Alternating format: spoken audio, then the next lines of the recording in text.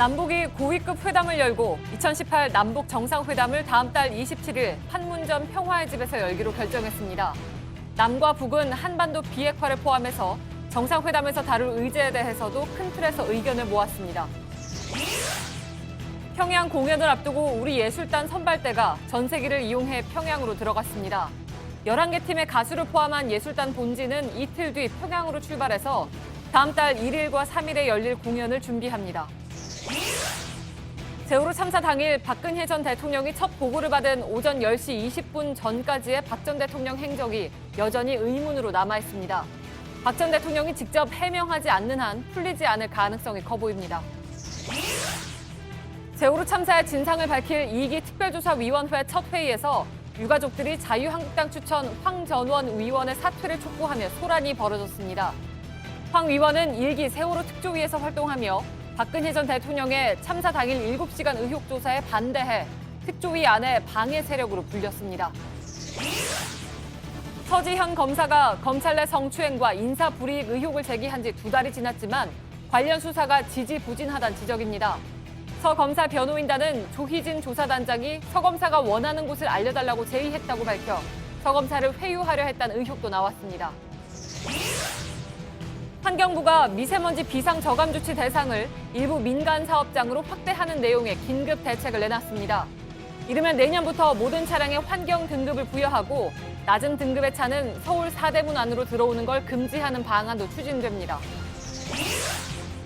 민주평화당과 정의당이 평화와 정의의 의원 모임이란 이름으로 국회 교섭단체를 구성하기로 합의했습니다. 평화와 정의 초대 원내대표를 맡게 된 노회찬 정의당 원내대표가 뉴스룸에 출연합니다.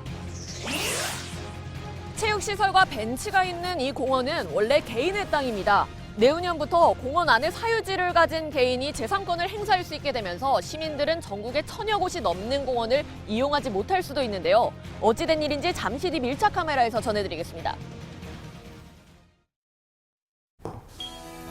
공기청정기가 도로 위로 내일을 바꾸는 현대수소 전기차. 시청자 여러분, JTBC 뉴스룸을 시작하겠습니다. 분단 이후에 세 번째로 이루어지는 남북 정상회담 개최 일자가 다음 달 27일로 정해졌습니다. 불과 1년 전인 2017년의 봄은 북한의 여러 종류의 미사일을 쏘아대면서 한반도 위기설이 고조됐던 시기죠. 1년이 지난 2018년의 봄은 일단 믿기 어려울 만큼 달라진 분위기 속에서 맞게 됐습니다. 정부는 이번 정상회담에서 북한의 비핵화에 집중하겠다는 생각입니다. 이를 위한 실무 준비 작업도 시작됐습니다. 김태영 기자입니다. 남북은 2018 남북 정상회담을 다음 달 27일 판문점 남측 평화의 집에서 열기로 합의했습니다. 고위급 회담에서 결정한 건데 이 자리에선 정상회담의 의제도 큰 틀에서 논의됐습니다. 앞서 우리 측이 제안하기로 했던 한반도 비핵화, 항구적 평화 정착, 그리고 획기적 남북관계 개선 등 세 가지 의제에 대해 북측도 공감을 표시한 겁니다. 오늘 회담이 잘 된 것은 우리 북남 대화와 관계 개선, 또 조선반도의 평화와 안전을 바라는 우리 민족의 열망이 그렇게 뜨겁고 열렬하기 때문이라고 생각합니다. 특히 비핵화 문제가 정상회담의 핵심 의제임을 재확인했습니다. 비핵화 문제를 앞으로 정상 간의 논의해 나가자라는 서로 간의 그런 얘기는 있었습니다. 정상회담에서도 중점 의제가 될 것입니다. 다만 표현 등 구체적인 사안은 조율이 더 필요해 남북은 4월 중에 후속 고위급 회담을 열어 의제 문제를 계속 협의하기로 했습니다. 이와 함께 남북은 정상회담에 필요한 의전과 경호, 보도 등을 위한 실무회담을 다음 달 4일에 열기로 했습니다. 대북 특사단 방북대 합의한 남북 정상 간 한라인 개설과 통화를 위한 논의도 추후 실무회담에서 하기로 했습니다. JTBC 김태영입니다. 27일에 열리게 된 남북 정상회담은 처음으로 판문점 우리 측 지역에서 열리기 때문에 김정은 위원장은 어떻게 이동을 할지 등 여러 가지로 관심이 가는 내용들이 있습니다. 특히 군사 분계선을 걸어서 넘을지도 관심사이기도 합니다. 취재 기자 박현주 기자가 나와 있습니다. 자, 박현주 기자, 김정은 노동당 위원장이 북한 최고 지도자 중에서는 처음으로 우리 쪽으로 넘어오는 겁니다. 그러니까 동선이 어떻게 될 걸로 보입니까? 예, 우선 평양에서 판문점까지 어떤 교통수단을 택할지는 확실하지 않지만 예. 육로를 택할 경우에는 승용차로 2시간 남짓 거리입니다. 예. 판문점으로 들어가는 길목인 72시간 다리를 건너게 될 것으로 보입니다. 예. 군사분계선을 넘어오는 것, 좀 아까 말씀드린 것처럼 그게 이제 좀 상징적인 장면이어서 그걸 걸어올 것이냐 아니면 차를 타고 올 것이냐도 좀 관심사죠? 예, 그렇습니다. 일단 판문점에 도착을 하고 나면 두 가지 방법이 있습니다. 걸어서 군사분계선을 넘는 방법과 차에서 내리지 않고 그대로 평화의 집에 오는 방법이 있습니다. 상징성을 고려한다면 직접 걸어오지 않을까 예상이 되는데요. 화면에 보이는 파란색 건물 3동 중에 중립국 감독위원회 회의실과 군사정전위원회 본회의실 그 사이로 나오게 됩니다. 예. 뭐 걸어올지 차를 타고 올지 그건 정말 지금은 모르는 일이긴 합니다만 아무튼 좀 관심이 가는 건 틀림이 없습니다. 경호 문제 등을 고려한다면 차로 올 수도 있겠죠, 물론. 예, 만약 차를 타고 그대로 온다면 북한군 대기실과 또 유엔사 사무실 그 사이를 차가 통과를 하게 되는데요. 이 길은 과거 지난 1998년에 정주영 전 현대그룹 명예회장이 소를 끌고 북한으로 갔을 때 택했던 그 길과 같습니다. 예. 자, 이번에 정상회담이 열리는 곳이 저기 지금 그 그림을 보면 저 위쪽은 통일각 북측 지역이고요. 그 밑에 자유의 집이잖아요. 지붕이 이렇게 좀 크게 보이는데 여기가 이제 남쪽 지역이고. 예. 저 평화의 집, 미안합니다. 자유의 집이 아니라 지금 주황색 선이 끝난 지역, 그러니까 평화의 집이죠. 예, 그렇습니다. 우리 측 판문점을 보면 우리 측 지역에 있는 회담용 3층짜리 석조 건물인 평화의 집, 이곳에서 남북 정상회담이 열리게 됩니다. 예. 말씀 보시는 것처럼 북측의 회담용 건물은 오늘 고위급 회담이 열리기도 한 통일각인데요. 통상 남북은 이 두 장소를 번갈아 가면서 회담을 열어오곤 했습니다. 예. 그제 통일부 취재진이 직접 판문점을 찾아서 평화의 집 그 앞까지 가볼 기회가 있었는데 예. 남북 정상회담을 한 달 앞두고 내부 시설 점검과 보수 공사 그리고 청소 작업이 한창이었습니다. 예. 벌써 준비를 시작했군요. 평화의 집 구조가 어떻게 됩니까? 예, 일단 1층에는 기자실이 있고요. 2층에는 회담장과 대표 대기실, 3층에는 회의실이 있습니다. 가장 중요한 그 회담장에는 CCTV가 설치가 되어 있어서 회담이 열리면 그 대표단의 표정과 몸짓, 음성이 실시간으로 청와대와 또 삼청동 남북 회담본부로 전송이 됩니다. 예. 북측에는 이 CCTV 화면까지는 전송이 되지 않지만 음성은 마이크 등 장비를 통해서 전송이 됩니다. 그렇군요. 자, 중요한 것은 문재인 대통령과 김정은 위원장이 함께 물론 이제 회담을 할 텐데 그 옆에 함께 앉을 사람들이 누구냐 이거죠? 예, 이 부분은 추후 협의가 필요하지만 또 전문가들 의견이나 과거 사례에 비추어 보았을 때 우리 측에서는 통일부 장관이나 청와대 국가안보실장 또 국정원장이 나올 수가 있고요. 북한에서는 대남기구인 통일전선부의 통전부장이 나올 수가 있습니다. 예. 따라서 두 차례의 고위급 회담에서 그 수석 대표로 나갔던 조명균 통일부 장관과 대북 특사단을 이끌었던 정의용 안보실장, 서훈 국정원장이 배석을 할 수가 있습니다. 예. 또 북측에서는 평창올림픽 폐회식을 계기로 방남했던 김영철 통전부장이나 앞서 고위급 회담에서 조명균 장관의 카운터파트 역할을 했던 이성건 조평통 위원장이 배석할 가능성이 있습니다. 예. 나머지 하나는 아직 알 수가 없는 모양이죠? 예, 아직까지 이 부분은 추측이라서 아직 예상되는 것으로 준비를 해봤습니다. 예, 알겠습니다. 박현주 기자였습니다. 시진핑 중국 국가주석 특사 자격으로 양제츠 정치국 위원이 오늘 우리나라에 왔습니다. 오늘 오후에 정의용 청와대 안보실장과 만났는데 어떤 얘기가 오갔는지 청와대 취재기자를 연결해서 잠깐 들어보겠습니다. 정재윤 기자가 지금 연결되어 있습니다. 정의용 실장과 양제츠 위원의 회담에선 어떤 얘기들이 나왔습니까? 네, 우선 현재 만찬이 아직 진행 중에 있습니다. 앞서 양제츠 위원은 공개 발언에서 김정은 위원장이 중국을 방문했을 때 시진핑 주석과 만나서 오랜 시간 의견을 교환했다고 말했습니다. 예. 그러면서 김 위원장과 시 주석의 회담이 4월 27일로 예정된 남북 정상회담에서 많은 성과를 낼 수 있도록 도움이 될 것이다 이렇게 말했습니다. 예. 자, 방금 나온 얘기니까 북중 정상회담이 남북 정상회담에 도움이 될 것이다라는 것은 어떤 의미인지 좀 더 설명을 들어야 될 것 같습니다.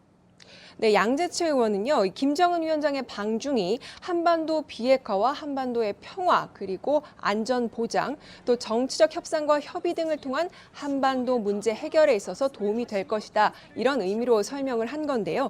이 말은즉 중국이 김정은 위원장에게 비핵화는 반드시 필요하다고 강조한 걸로 보이는 대목입니다.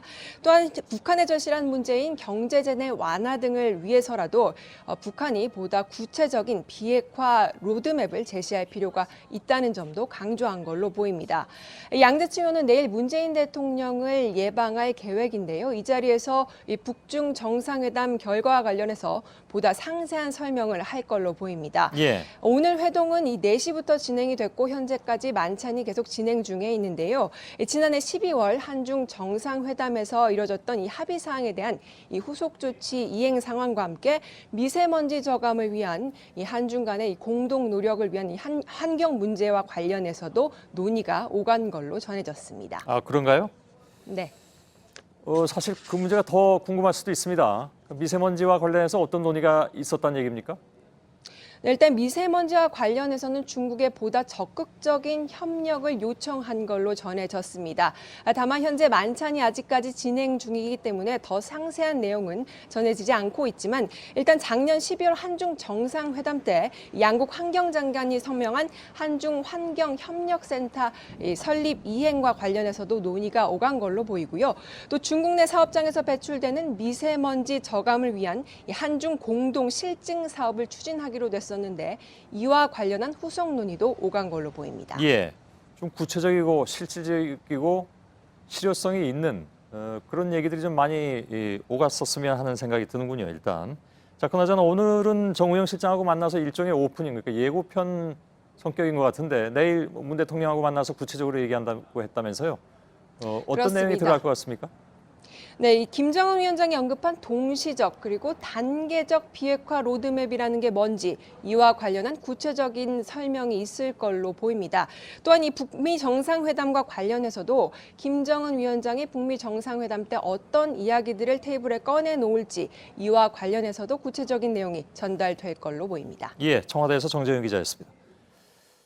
김정은 위원장의 중국 방문은 그 자체가 몰고 온 파장이 컸는데 가장 눈에 띄는 것은 이번 국면에서 중국의 존재감을 잔뜩 키워놨다는 것입니다.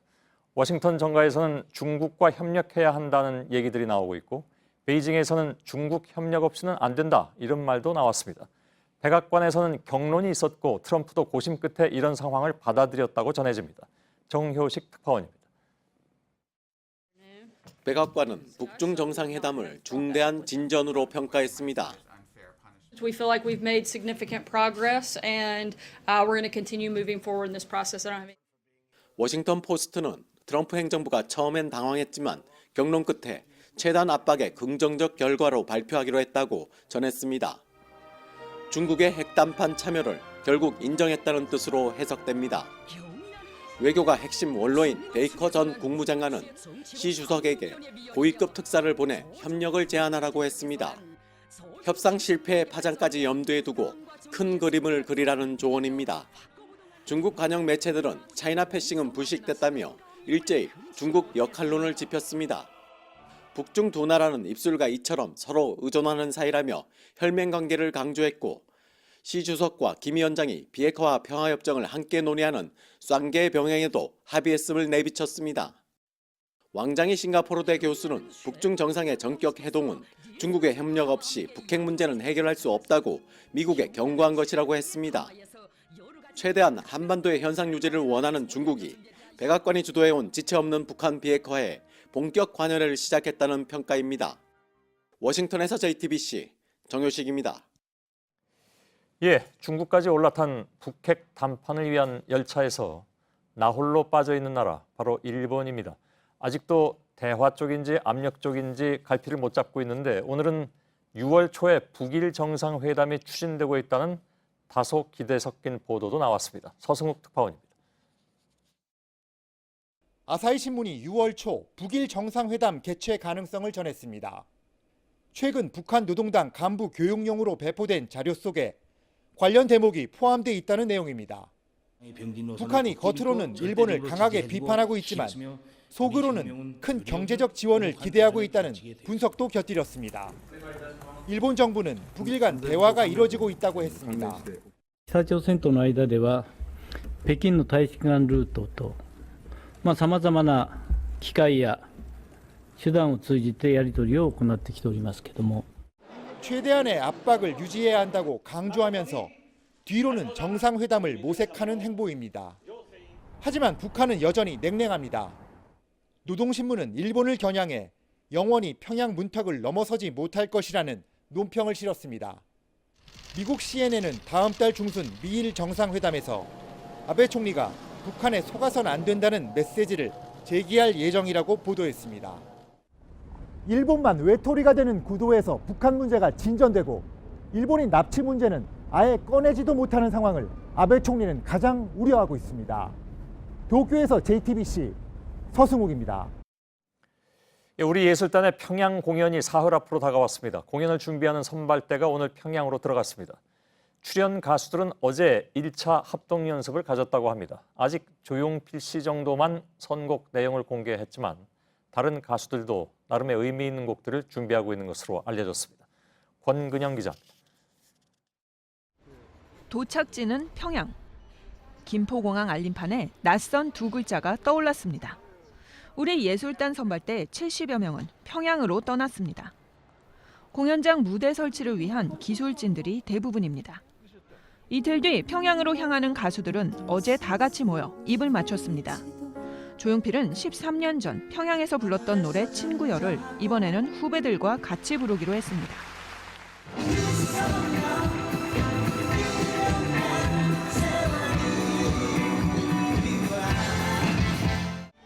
단발머리를 비롯해 꿈, 여행을 떠나요. 그 겨울의 찻집까지 노래 선곡도 마쳤습니다. 강산에는 평양 공연이 누구보다 뜻깊습니다. 직접 만든 노래 곳곳에 함경남도 북청 출신인 아버지의 그리움을 담았습니다. 그 노래만은 너무 잘하는 건 우리 아버지 레파토리. 강 씨는 가고 싶다고 갈 수 없고 공연을 하고 싶다고 할 수 없는 곳에서 기회가 주어졌다고 말했습니다. 다음 달 1일과 3일 두 차례에 걸쳐 열리는 평양 공연의 제목은 봄이 온다입니다. JTBC 권근영입니다.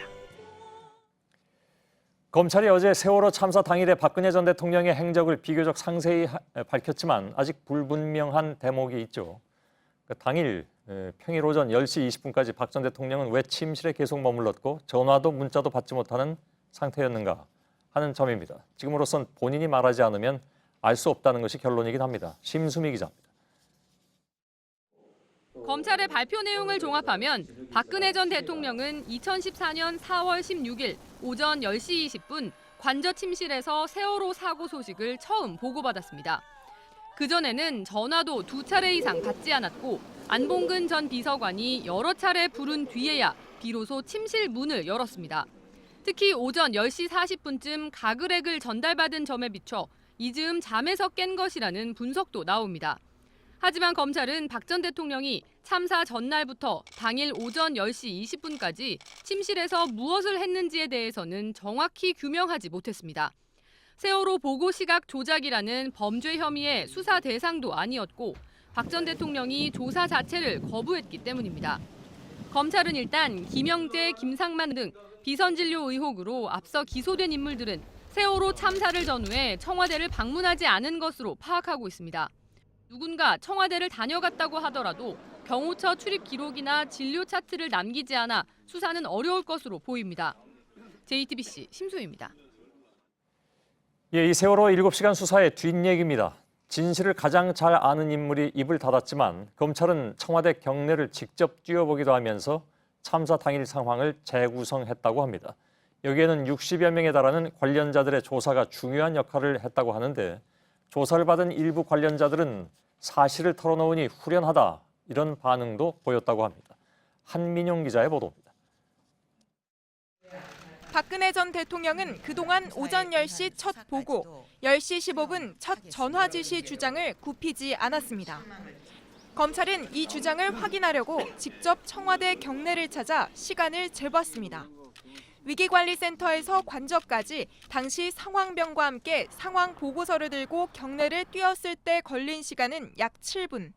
10시 12분에 완성된 보고서가 관저에 도착한 시각은 아무리 빨라도 10시 19분일 수밖에 없었습니다.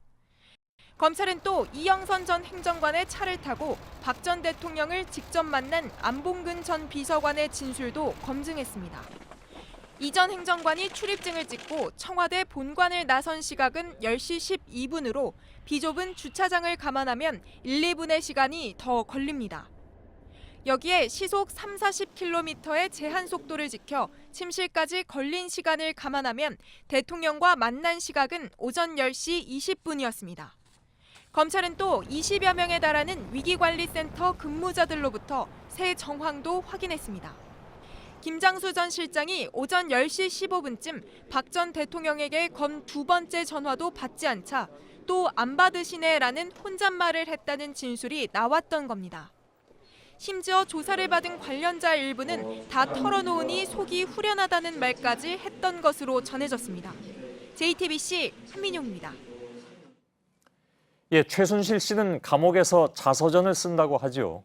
제목이 나는 누구인가라고 합니다. 박근혜 전 대통령이 사실 그에 대한 답을 이미 내놓은 바가 있는데 최순실은 평범한 가정주부다라는 것이었습니다. 그렇게 볼 사람이 얼마나 있겠는가. 참사 당일에 중대본을 간 것도 최 씨의 제안을 받은 것이었다고 어제 검찰은 발표했습니다. 특히 국회에서는 최 씨가 해경 해체에도 관여했다는 의혹까지 제기된 바가 있습니다. 서복현 기자입니다. 박근혜 전 대통령은 세월호 참사 당일 오후 늦게 중앙재난안전대책본부를 찾았습니다. 청와대 관저에서 최순실 씨가 중대본 방문을 제안한 뒤였습니다. 검찰은 최 씨가 일주일에 한 번꼴로 관저에서 박 전 대통령과 현안 회의를 한 걸로 보고 있습니다. 이 때문에 세월호 사고와 관련한 의사결정에 최 씨가 추가로 관여했을 가능성이 제기됩니다. 전격 발표된 해경 해체도 그중 하나입니다. 고심 끝에 해경을 해체하기로 결론을 내렸습니다. 장관들과 상의하지 않은 결정이었다는 주장도 나왔습니다. 혼자 발표를 하신다는 거는 이건 굉장히 위험한 조직입니다. 그랬더니 굉장히 화를 내시면서 그러면 내가 대한민국 모든 사람의 얘기를 다 들으라는 거냐. 이러다 보니 해경 해체가 사실상 최 씨의 지시였다는 의혹까지 제기됐습니다. 국무회의도 없이 이렇게 처리하면 되겠어요? 이게 최순실의 지시라는 거 아닙니까? 이에 따라 최 씨가 세월호 참사와 관련한 정부의 대응에 얼마나 깊숙이 개입했는지 추가로 확인해야 한다는 목소리가 나옵니다. JTBC 서복현입니다. 예, 그런데 자유한국당은 어제 검찰 수사 결과를 좀 다르게 해석했습니다. 검찰이 7시간 의혹에 실체가 없다는 걸 확인해줬다. 그러니까 이제 촛불을 들었던 시민들이 석고 대죄해야 할 차례다. 이런 논평을 낸 겁니다. 비판이 쏟아지자 지도부는 뒤늦게 공식 입장이 아니라면서 수습에 나섰습니다. 이선화 기자입니다. 세월호 7시간 의혹을 제기한 부역자들은 석고 대죄해야 한다. 촛불을 들었던 사람들도 예외가 될 수 없다. 자유한국당 홍지만 대변인이 어젯밤 낸 세월호 7시간 수사 결과에 대한 논평입니다. 홍 대변인은 논평에서 인간적으로 불쌍하다고 박 전 대통령을 감싸기도 했습니다. 비판이 쏟아지자 홍 대변인은 2시간 만에 수정본을 냈지만 불쌍하다는 표현만 편파적으로 수사받았다고 고친 것이었습니다. 논란은 더 커졌고 결국 당 지도부가 수습에 나섰습니다. 김성태 원내대표는 오늘 기자들과 만나 해당 논평이 당의 공식 입장이 아니라고 부인한 겁니다. 대통령이 그 불행한 사고에 그 시간에 집무실에 있지 않고 침실에 있었다는 그 자체 하나만으로도 잘못됐습니다. 이후 한국당은 장제원 수석 대변인 명의로 반성한다는 내용의 논평을 다시 냈고 홍 대변인의 논평은 당 홈페이지에서 삭제했습니다. 홍 대변인은 취재진과 통화에서 급하게 논평을 내느라 조율이 안 됐다고 인정했지만 박 전 대통령 지지자들 생각을 반영하려 한 것이라고 말했습니다. JTBC 이선아입니다. 예, 검찰이 세월호 특별조사위원회의 조사를 방해한 혐의로 이병기 전 비서실장과 안종범 전 경제수석, 조윤선 전 정무수석을 추가로 기소했습니다. 이 전 실장과 안 전 수석은 특조위가 세월호 참사 당시 대통령의 7시간을 조사 대상으로 삼으려 하자 대응책 마련을 지시했던 것으로 조사됐습니다. 이 지시를 받은 당시 해양수산부 소속 공무원들은 대통령 조사는 불가능하다는 문건 등을 만든 것으로 검찰은 보고 있습니다. 조윤선 전 정무수석은 특조위가 정부에 불리한 결정을 내리지 않도록 지시하고 내부 동향도 보고받은 혐의를 받고 있습니다. 세월호와 가습기 살균제 참사의 진상 규명을 위해서 만든 사회적 참사 특별조사위원회의 첫 회의가 열렸습니다. 회의장은 한 조사위원회 입장을 막으려는 세월호 유족들의 항의로 넘쳤습니다. 1기 세월호 특조위에서 박근혜 전 대통령의 7시간 행적조사를 막았던 전력을 문제 삼았습니다. 최하은 기자입니다. 세월호 참사 유가족들이 회의장 입구를 막아섰습니다. 특별조사위원회 황전호 위원이 회의장에 들어가는 걸 막으려는 겁니다. 또 방해하러 오셨잖아요. 사퇴하세요. 황 의원은 새누리당 추천으로 1기 세월호 특조위원으로도 활동했습니다. 당시 특조위가 청와대의 7시간 의혹을 조사하려 하자 황 의원은 다른 여당 추천위원들과 함께 사퇴 의사를 밝혔습니다. 대통령 행적조사를 막으라는 이병기 전 비서실장 등의 지시에 따른 것이었다는 게 검찰 조사로 밝혀졌습니다. 대통령의 행적을 조사하겠다는 그런 엉뚱한 짓을 하고 있기 때문에 황 의원은 20대 총선 출마를 이유로 스스로 특조위를 나가기도 했습니다. 이런 황 의원을 자유한국당은 2기 특조위원으로 또다시 추천했습니다. 황 의원은 1기 특조위가 정치적으로 변하는 걸 막기 위한 행동이었을 뿐이라고 설명했습니다. 우리 가족이 고소를 했어요. 가족이. 우리 진실이 알고 싶어요. 정말. 어떻게 이 자리에 다시 나올 생각을 하세요? 황 의원은 유족들의 사퇴 요구에는 답하지 않았습니다. JTBC 최하은입니다. 자신의 수행비서를 성폭행한 혐의를 받고 있는 안희정 전 충남지사에 대한 구속영장이 기각됐습니다. 법원은 피의자의 방어권을 제한할 수 있다는 이유를 들었는데 피해자 김지은 씨 측은 피해자의 안전권도 중요하다면서 반발했습니다. 박준우 기자입니다. 법원이 구속영장을 기각한 직후 안희정 전 충남지사는 대기하던 구치소에서 나왔습니다. 다 제 불찰이고 제 잘못입니다. 부끄럽습니다. 국민 여러분 죄송합니다. 용서해 주십시오. 혐의는 여전히 부인하시는 건가요? 법원은 지금 안 전 지사를 구속하는 건 피의자의 방어권을 제한한 것이라며 기각 이유를 밝혔습니다. 사실관계와 쟁점들에 대해 양측이 다툴 여지가 있다고 본 겁니다. 피해자 김지은 씨 측은 즉각 반발했습니다. 전국 성폭력 상담소 협의회는 피의자 방어권만큼 피해자 안전권도 중요하다고 주장했습니다. 또 향후 재판을 통해 가해자의 유죄 입증을 위해 싸워나갈 것이라고 강경 대응 의사를 밝혔습니다. 검찰은 김지은 씨 사건에 대한 보강 수사와 영장에 포함하지 않았던 두 번째 피해자 고소 내용에 대한 수사를 함께 진행한 뒤 구속영장 재청구 여부를 결정할 예정입니다. JTBC 박준우입니다. 서지현 검사가 JTBC 뉴스룸에 출연한 지 오늘로 2달이 됐습니다. 이후 우리 사회 미투 운동이 확산됐지만 정작 서 검사와 관련된 수사는 아직도 제자리 걸음입니다. 해당 사건을 수사 중인 조희진 진상조사단장이 서 검사 측에게 염두에 두는 곳이 있으면 위에 건의해보겠다고 제안하는 것으로 알려지면서 파장이 예상되고 있습니다. 박소연 기자입니다. 지난 1월 29일 서지현 검사가 JTBC 뉴스룸에 출연해 안택은 전 검사장의 성추행 사건과 인사 보복에 대해 폭로했습니다. 검찰은 이틀 만에 성추행 진상조사단을 출범했습니다. 하지만 수사가 지지부진하자 서 검사 변호인단은 지난달 21일 서울 동부지검을 방문했습니다. 변호인단에 따르면 당시 조희진 조사단장이 서 검사의 근무지를 알아봐주겠다고 제의했습니다. 조 단장이 서 검사 변호인단에게 서 검사가 통영지청으로 복귀하는 게 부담이 될 테니 염두에 두고 있는 데가 있으면 위에 건의해보겠다고 말했다는 겁니다. 이에 서 검사는 인사회유로 진상규명을 덮으려 하는 것이라며 강하게 반발하고 있습니다. 지난달 초에도 서 검사가 보상인사를 요구했다는 허위 사실이 돌아 서 검사가 법무부 관계자와의 녹취록을 공개하기도 했습니다. 취재진은 회유 의혹이 제기된 조 단장에게 입장을 물었지만 답변을 받지 못했습니다. 진상조사단은 출범 초기부터 셀프 조사라는 지적이 끊이지 않았습니다. 이문정 서울 북부지검 부부장 검사가 과거 조 단장이 검찰 내부 성폭력 사건을 무마하려 했다고 주장하며 사퇴를 요구하기도 했습니다. 당시 조 단장은 수사 결과로 말하겠다고 일축했습니다. JTBC 박소연입니다.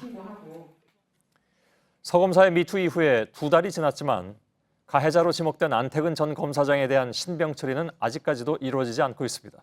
조사단이 진상규명에 대한 의지가 부족하다 이런 지적이 커지고 있습니다. 김지아 기자입니다. 성추행 진상조사단은 지난 2달 동안 안태근 전 검사장을 3차례 소환한 것으로 파악됐습니다.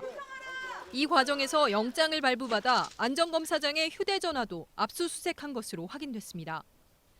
하지만 이달 말로 예상됐던 안 전 검사장의 신병 처리는 여전히 이루어지지 않고 있습니다. 특히 조사단은 이틀 전 서 검사가 통영지청으로 발령받은 계기가 됐던 2014년 감사의 부당성 여부를 전문수사자문위원회에 재조사해달라고 요청했습니다. 해당 감사는 조사단 출범 직후부터 조희진 단장이 결재한 것으로 확인돼 셀프 조사라는 지적이 꾸준히 제기돼 왔습니다. 조사단을 꾸린 지 2달이 됐는데 이제서야 재검토를 요청한 겁니다. 앞서 조사단은 법무부를 압수수색했다고 밝혔지만 실제로는 법무부에 자료를 요청하고 이미 제출받았고 서 검사 사건 은폐 의혹을 받고 있는 최규일 의원에 대해서는 서면 조사로 대체하기로 했습니다. 조사단이 서 검사 조사에 대해 미온적인 태도를 보이고 있다는 목소리가 커지고 있습니다. JTBC 김지아입니다. 네, 수도권의 초미세먼지 농도는 오늘도 계속 나쁨 수준이었습니다. 중국에서 발원한 황사가 우리나라에 큰 영향을 주지 않은 게 그나마 다행이었죠. 미세먼지와 관련한 정책이 부실하다 이런 질타가 이어지자 환경부가 오늘 긴급 대책을 내놨습니다. 비상 저감 조치를 수도권의 민간 사업장과 전국의 공공기관으로 확대한다는 내용입니다. 하지만 대책이 얼마나 효과를 낼지에 대해서는 아직 의문입니다. 속 시원한 대책이 나오질 않자 시민들은 자구책을 찾아 나서고 있습니다. 먼저 환경부 대책부터 보겠습니다. 이수정 기자입니다. 숭례문 앞으로 자동차들이 쌩쌩 달립니다. 노후 경유 차량도 어렵지 않게 볼 수 있습니다. 하지만 이르면 내년부터는 서울 4대문 안으로 이런 차량이 들어올 수 없게 됩니다. 서울 도심에서 16.7제곱킬로미터를 녹색교통진흥지역으로 정하고 여기에 친환경 하위 등급 차량은 못 들어오게 한다는 겁니다. 이를 위해 앞으로 모든 차량에 차종과 제작 연도, 사용 연료를 기준으로 친환경 등급을 부여할 계획입니다. 이게 훨씬 더 합리적이니까 이 부제는 새 차라서 오염물질을 내뿜지 않는데도 규제를 하는 거기 때문에 수도권 미세먼지 비상저감 조치 대상도 일부지만 민간 기업으로 확대됩니다. 환경부는 수도권에서 대기 오염 물질을 배출하는 대형 민간 사업장 126개 중 39개 기업이 참여한다고 밝혔습니다. 시행 지역도 희망하는 지자체로 확대해 나가기로 했습니다. 하반기부터는 석탄 화력발전소 운영을 더 줄입니다. 지금은 지은 지 오래된 5기의 가동을 일시적으로 중단하고 있는데 앞으로 배출량이 많은 곳을 선정해 추가로 줄인다는 겁니다. 현재 일부 지자체가 주민들에게 마스크를 공짜로 나눠주고 있습니다. 환경부는 앞으로 정부 차원에서 노인과 어린이들에게 직접 보급하는 방안을 검토하겠다고 밝혔습니다. JTBC 이수정입니다. 네, 윤정식 기자와 한 걸음 더 들어가 보겠습니다. 윤정식 기자, 당장 내년부터 그러면 노후 경유차는 서울 4대문 안으로 들어올 수가 없는 겁니까? 아직은 정부와 서울시의 계획입니다. 네. 민감한 부분을 건드려야 하기 때문에 실제 그렇게 될지는 좀 더 두고 봐야 합니다. 환경부는 우선 모든 자동차를 대상으로 환경 친화적인지를 판단을 해서 이 5단계의 등급을 부여한다는 계획입니다. 일단 1등급에는 경유차를 넣지 않을 계획으로 알려졌습니다. 네. 하지만 비교적 신형으로 꼽히는 유로5와 유로6 엔진을 단 경유차가 어느 등급으로 분류되느냐에 따라서 판매량에도 민감한 영향을 미칠 수 있습니다. 또 어느 등급까지 진입을 통제하느냐, 이건 서울시가 결정해야 하는 문제입니다. 네, 근데 지금도 서울 길목에서 노후 경유차를 단속은 하고 있지 않습니까? 지금은 2005년 이전에 생산된 경유차들 중에서 이 매연 저감 장치를 달지 않은 차량을 단속을 하고 있는 겁니다. 네. 새 조치는 이런 장치의 장착 여부를 떠나서 연식에 따라서 4대문 안으로 못 들어오게 하는 조치입니다. 그런데 정책 충돌도 우려가 됩니다. 지금 유로5와 6 차량은 친환경 차량으로 인증되기 때문에 이 환경 개선 부담금을 면제해주고 있습니다. 이 다른 쪽에서는 환경 문제를 일으키는 차량이 또 운행 제한을 받는 일이 벌어질 수가 있는 겁니다.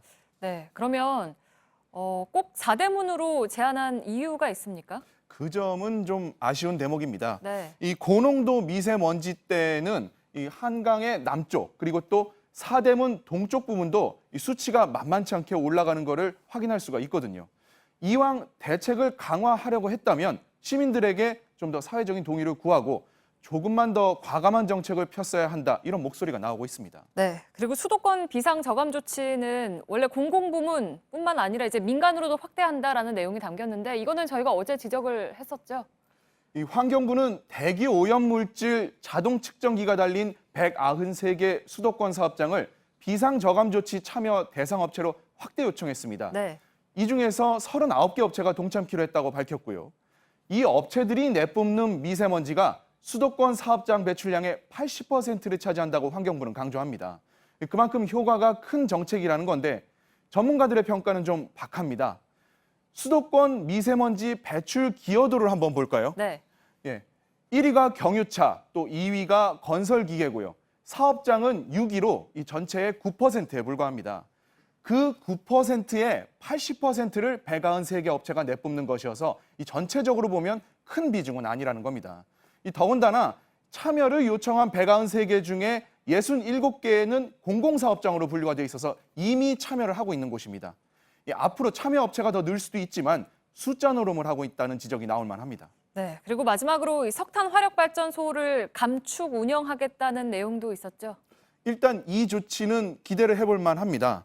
지금 시행 중인 노후 화력발전소 가동 중단도 의미는 있습니다. 그런데 여기서 한 발짝 더 나가는 거고 지어진 연도가 아니라 미세먼지 배출량을 기준으로 감축 운영을 한다는 점도 진일보한 겁니다.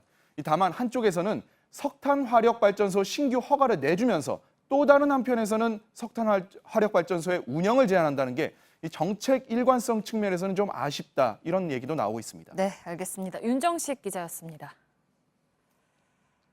아이들까지 아프니까 저도 끌어올라서 미세먼지로 온 가족이 심하게 앓았던 평범한 시민 박종혁 씨는 공기청정기를 직접 만들 정도의 전문가가 됐습니다.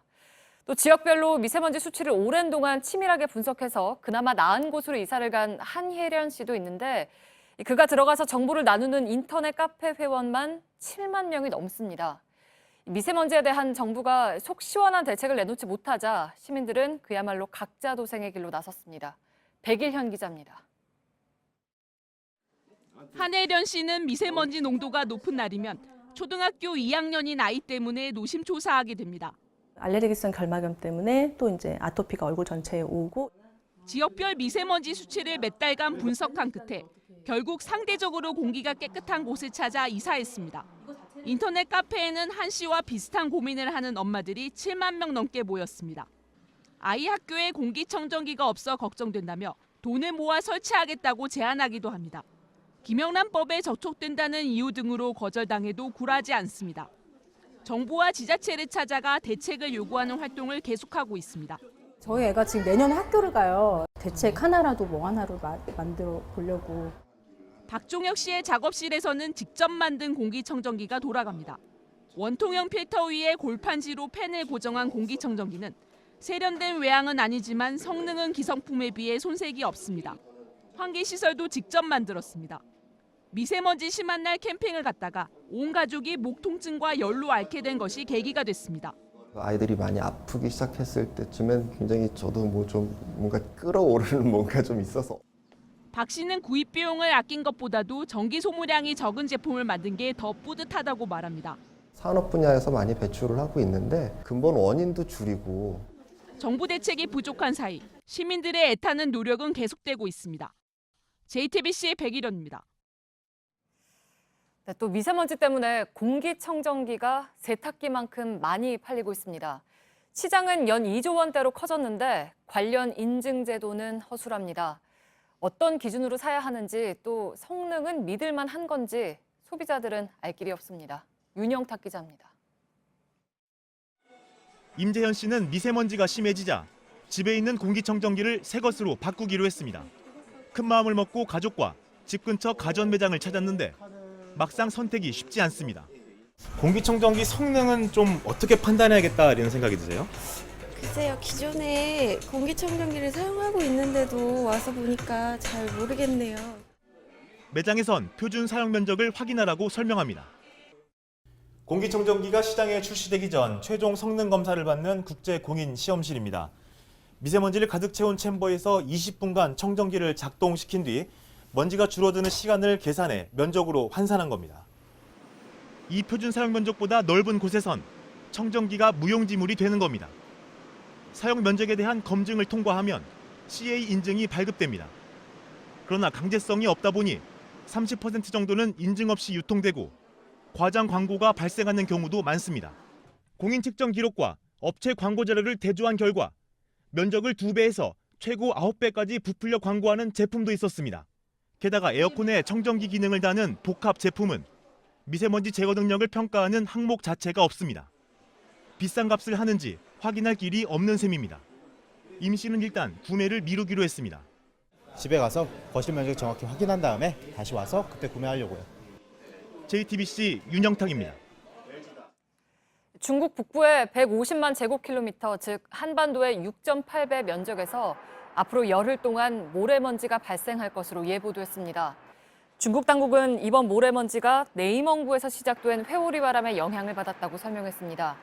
우리 기상청 관계자는 황사 대부분이 중국 북동지방으로 이동 중이라며 현재로선 우리나라에 영향을 미칠 가능성이 낮다고 말했습니다.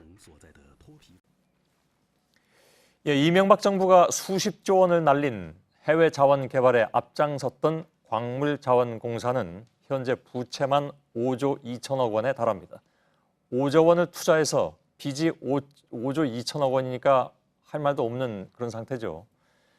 최근에 정부가 우량 공기업인 광해관리공단과 합쳐서 이 문제를 해결하려고 하는데 광해관리공단이 이걸 받을 리가 없습니다. 어제 토론회에서도 한바탕 소동이 벌어졌는데 30년은 내다봐야 한다고 했던 사람은 지금 감옥에 있고 당장 부실덩어리가 된 공사들의 그늘은 깊습니다. 전영희 기자입니다. 산업자원부가 주최한 해외 자원개발 부실 원인 규명 토론회입니다. 국민이면 누구나 참석할 수 있는 자리입니다. 들어가게 해주십시오. 정부가 광물자원공사와 광해관리공단을 합쳐 한국광업공단을 만들겠다고 밝히자 반발이 거셉니다. 판단이 아닙니다. 이명박 정권 당시 자원외교를 앞장선 광물자원공사가 지난 10년 동안 투자한 금액은 5조 원에 달합니다. 이후 투자금은 고스란히 빚으로 이어져 현재 부채만 5조 2천억 원입니다. 반면 강원랜드 주식 1조 2천억 원어치를 보유한 광해공단은 연 800억 원의 배당금을 받고 있습니다. 산자부는 두 공기업 통합안을 민간 전문가가 포함된 해외 자원개발 혁신 TF에서 만들었다고 주장했습니다. 했는데 유관기관과의 통합이라고 했는데 그때 그 광해공단 자체는 논의가 안 됐습니다. 취재진이 입수한 2월 28일 TF 회의 자료입니다. 정부 설명과 달리 통합안에는 광해공단의 이름이 수차례 등장합니다. TF가 통합안을 정부에 권고한다고 돼 있지만 사실 이 자료는 TF가 만든 것이 아니란 증언도 나왔습니다. TF가 생산한 자료처럼 보이는데요. 이거는 산업자원부가 만들어서 가져왔습니다. 사회적 비난 여론에 직면할 만한 그런 내용을 TF의 이름으로 발표해 주길, 거수기가 되길 바라는 거였죠. 합병이 되면 두 기업 모두 부실화될 수 있다는 우려가 나옵니다. 강원랜드 지분을 판다든지 이런 식으로 가면 결과는 같아요. 국민 세금이 들어간다는 거는 같은데. 산자부는 JTBC 취재진에게 2월 28일 회의 자료에서는 광해공단과 관련된 어떠한 내용도 포함되어 있지 않다고 해명했습니다. 광해공단이라는 이름이 계속 언급이 됐었고요. 이 서류에도 나와 있습니다. 누가 그렇게 거짓말을 하셨는지 궁금하네. 기획재정부는 내일 두 공기업의 통합을 의결할 예정입니다. JTBC 전영입니다. 2014년 대한항공에서 일어났던 땅콩 회항 사건. 4년 동안 그 주인공들의 명함이 바뀌고 있는데 이런 걸 세상에 이치라고 해야만 하는 건지요. 당시 갑질의 가해자로 경영 일선에서 물러났던 조현아 전 대한항공 부사장은 오늘 계열사 사장으로 3년 4개월 만에 복귀합니다. 반면에 피해자였던 박창진 사무장은 극심한 스트레스 때문에 머리에 종양이 생겨서 수술대에 올랐다고 합니다. 전다빈 기자입니다. 머리 뒤쪽에 큰 혹이 보입니다. 일명 땅콩회항 사건의 피해자였던 박창진 사무장이 자신의 SNS에 올린 사진입니다. 극심한 스트레스로 생긴 종양을 치료하기 위해 수술을 받게 됐다는 설명이 붙어 있습니다. 박 씨는 2016년 4월 업무에 복귀한 뒤 인사보복과 따돌림을 당하고 있다고 호소해 왔습니다. 팀장에서 팀원으로 강등된 그는 회사를 상대로 소송도 벌이고 있습니다.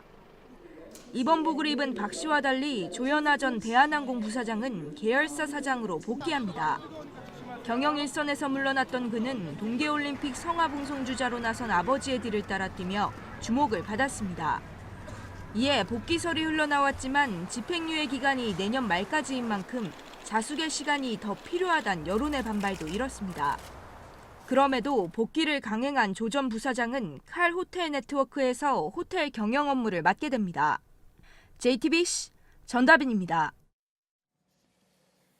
요즘 울산이 소란스럽습니다. 지금부터 말씀드리는 것만 들어보셔도 정말 그렇다고 느끼실 것 같습니다. 아시는 것처럼 경찰이 김기현 시장 측근 비리를 수사하자 자유한국당이 정치 보복이라고 주장하고 있고 그 과정에서 이른바 미친 개의 몽둥이 발언도 나왔던 것이죠.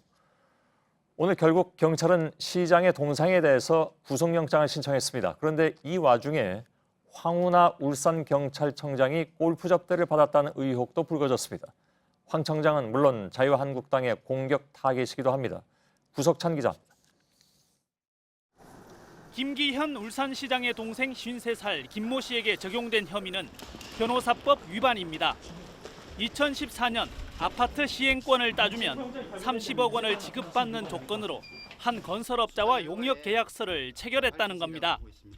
경찰은 시장 동생이라는 신분을 이용해 시공사 등에 외압을 행사했는지 조사하고 있습니다. 소환을 거부하며 잠적했던 김 씨는 20일 만에 경찰에 출석했지만 혐의를 부인했습니다. 수사에 성실히 인해서 제 결정을 반드시 밝히겠습니다. 김 시장의 측근이 연루된 비리 의혹 사건은 3건, 현재까지 피의자는 8명에 달합니다. 자유한국당은 지방선거를 앞두고 경찰이 정치 공작을 벌이고 있다고 주장하고 있습니다. 조만간 황운하 울산경찰청장을 직권남용 혐의로 검찰에 고발하겠다는 입장입니다. 이런 가운데 황 청장은 접대 골프 논란에 휘말렸습니다. 지난해 11월 경찰 협력단체 회원들과 골프를 쳤는데 회원들이 비용을 지불했다는 겁니다. 황 청장은 골프를 마친 뒤 비용이 이미 지불된 사실을 알고 곧바로 현금으로 돌려줬다고 말했습니다. 경찰청은 황 청장에 대한 감찰을 검토하고 있습니다. JTBC 구석찬입니다. 공기업 채용 비리는 끝이 없습니다. 이번에는 한국건설관리공사입니다. 웬만한 민간 기업도 낯이 뜨거워서 엄두도 못 낼 방법인데 우선 사장과 국회의원 보좌관 등에게 줄을 댄 4명이 면접도 보지 않고 채용됐습니다. 심지어 1명 뽑는다는 공고를 내놓고는 미리 정한 사람을 공고가 끝나기도 전에 뽑기도 했습니다. 윤두열 기자입니다. 공기업 지망생들이 채용 정보를 주고받는 한 인터넷 커뮤니티입니다. 그런데 이곳 이용자들은 한국건설관리공사의 사무직 채용 공고를 한동안 보지 못했습니다.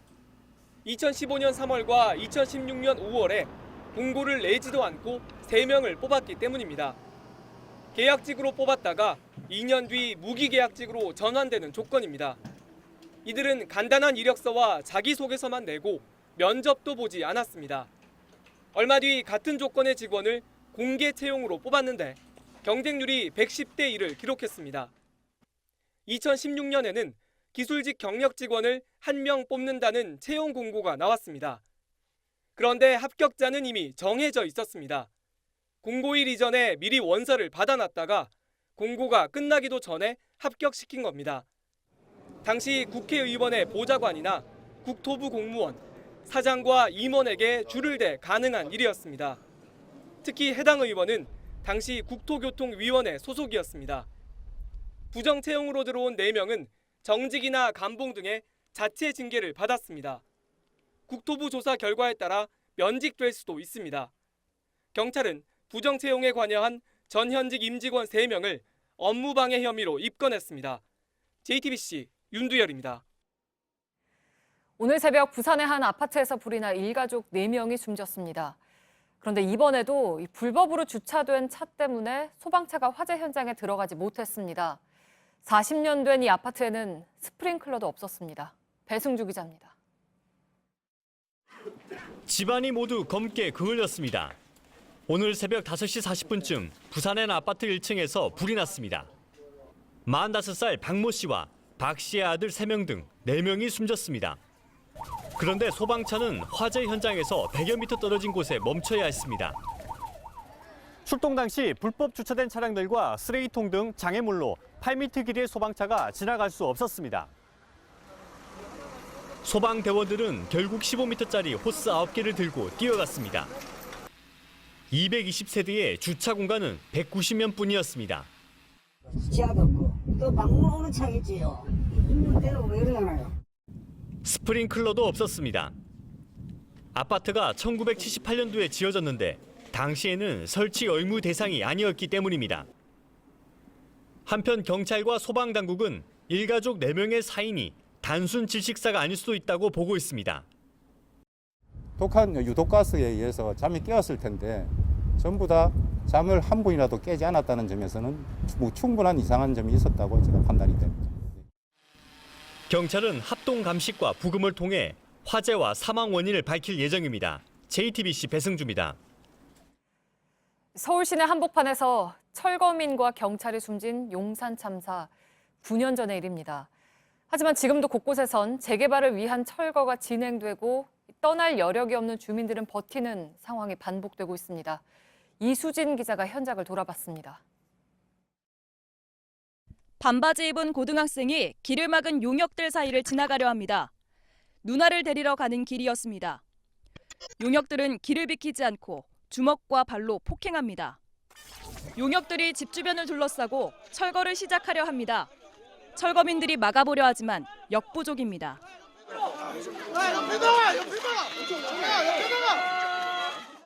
곳곳에서 멱살잡이와 몸싸움이 벌어집니다. 경찰은 중재에 나설 뿐 적극적으로 폭력을 막진 못합니다. 재개발 사업이 진행되고 있는 서울 장위 7구역 주민들 이야기입니다. 가게 천막은 내려앉았고 물건이나 주인이 있어야 할 가게 안은 이렇게 쓰레기로 가득 찼습니다. 강제 집행이 시작된 지 8개월째 600여 가구가 이 마을을 떠났습니다. 이제 마을엔 딱 한 가구가 남았습니다. 문은 두 겹이고 주변은 쇠창살을 둘렀습니다. 언제 용역이 들이닥칠지 모르기 때문입니다. 가진 건 없기 때문에 이제 길바닥으로 나앉는다 생각하니까 앞이 깜깜했고. 철거 용역 회사는 1980년대 처음 등장한 걸로 알려졌습니다. 이후 30여 년 동안 강제 집행 과정에 해결사 역할을 해왔습니다. 대도시 한복판에서 공공연히 사람을 때리고 물건을 부쉈습니다. 살던 곳을 떠나면 새집 얻기 힘든 주민들은 버티고 싸웠습니다. 곳곳에서 다치고 숨지는 사람들이 나왔습니다. 하지만 강제 집행 자체는 합법 절차라 공권력은 방관하기 일쑤였습니다. 일부 사람들은 알박기라 그러는데 이게 알박기가 아니야. 현실인데 한 피가 나네. 한국토지주택공사에 따르면 지난 2016년 재개발 지역 원주민 정착률은 16%에 그쳤습니다.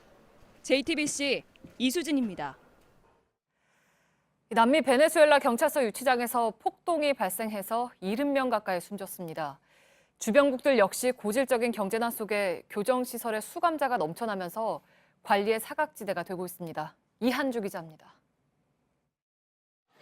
베네수엘라 발렌시아 경찰서 유치장 앞에 성난 주민들이 몰려들었습니다. 수감자들이 폭동을 일으켜 최소 68명이 숨졌지만 경찰은 사망자 명단 발표를 미루고 가족의 접근을 막았습니다. No me han dicho nada. Quiero saber de mi hijo. No tengo información de él. No sé nada. Queremos información de nuestros familiares.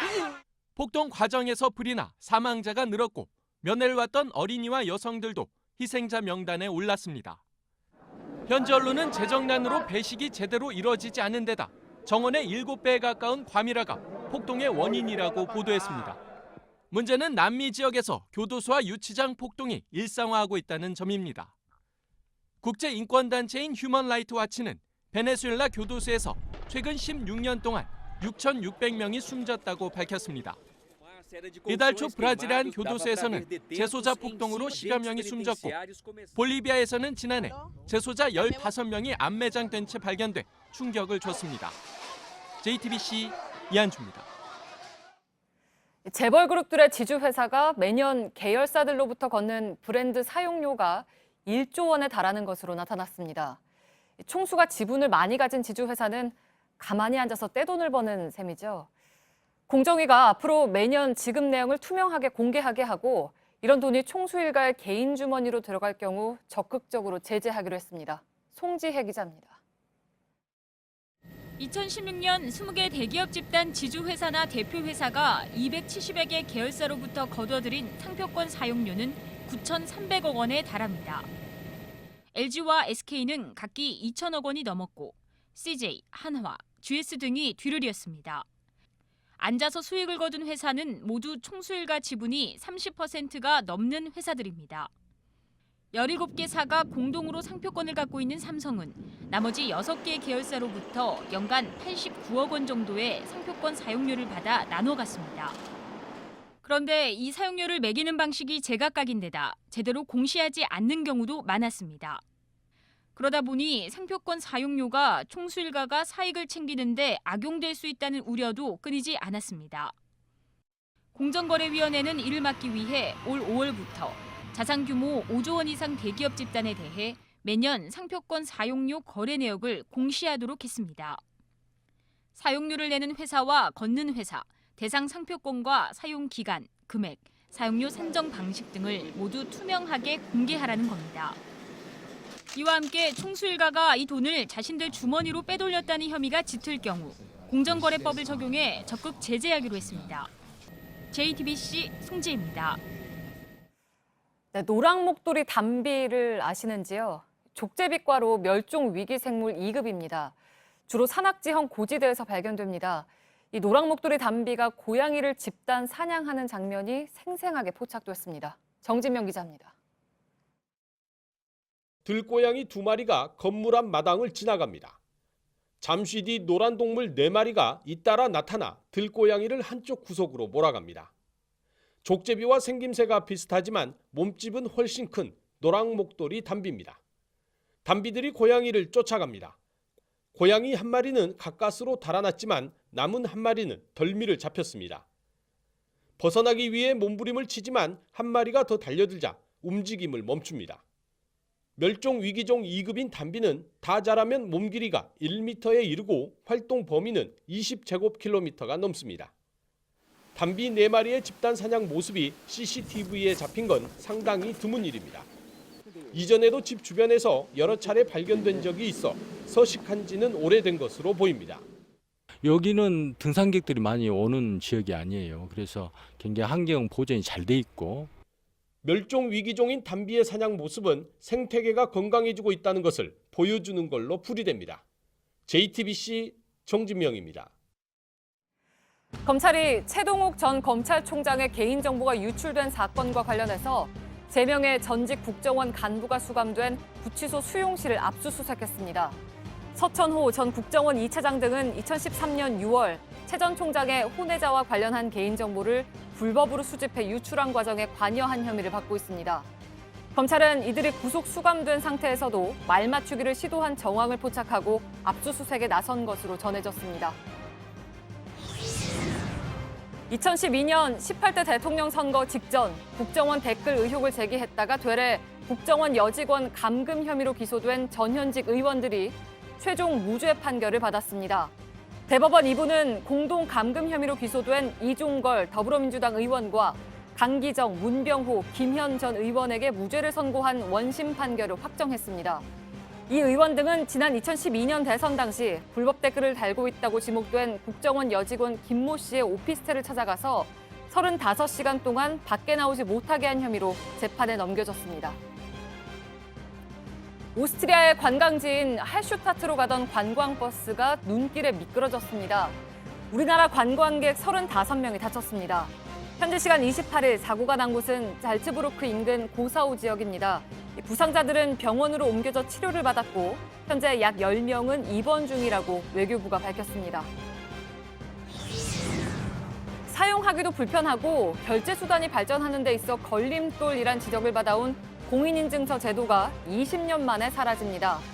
과학기술정보통신부는 공인인증서 제도를 폐지하는 내용의 전자서명법 개정안을 내일 입법 예고한다고 밝혔습니다.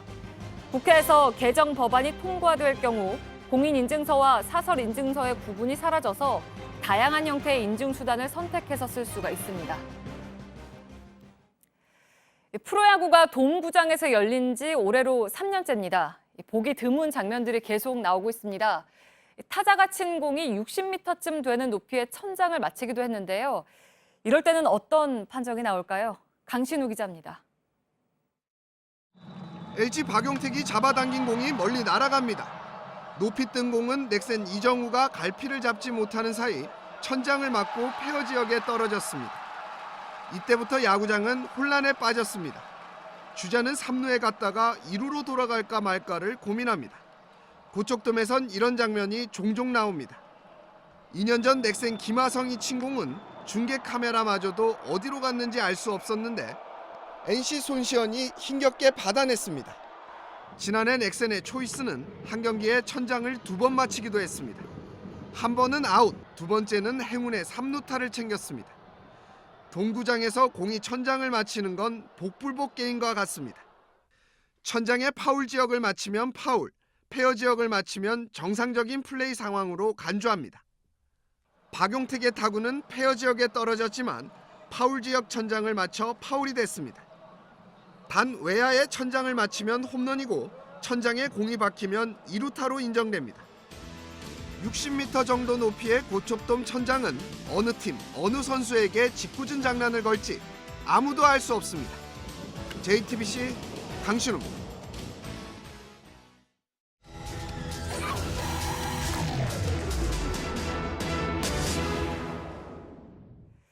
관악산이나 청계산 같은 도심 속의 공원들 많이들 찾으시죠? 그런데 내후년부터는 이런 곳들을 이용하기가 어려워질 수도 있습니다. 2020년부터 공원 내 사유지에 대한 재산권 행사를 허용해주기로 했기 때문입니다.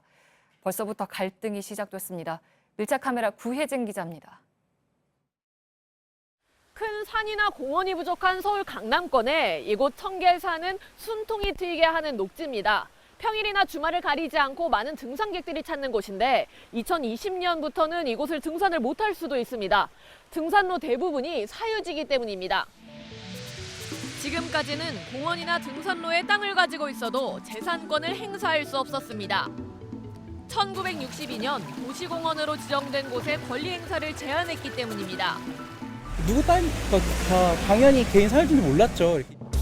하지만 1999년 헌법재판소가 재산권 침해가 지나치다며 20년 내에 매입을 하지 않으면 지정을 취소하라는 판결을 내렸습니다. 오는 2020년에 전국 1,100여 곳, 186제곱킬로미터에 달하는 도시공원 구역이 해제될 전망입니다. 땅 소유주들은 대비에 나섰습니다. 구청에서 만든 공원 안내판과 산책로가 보이는데요. 그 아래쪽에 있는 울타리 위에는 철조망이 둘러져 있습니다. 그 앞쪽에 있는 출입문에는 아예 자물쇠로 걸어 잠궈놨는데요. 그 옆에 붙어있는 폐쇄 안내에는 개인의 사유지이기 때문에 사유재산 관리를 위해 출입구를 폐쇄한다고 써져 있습니다.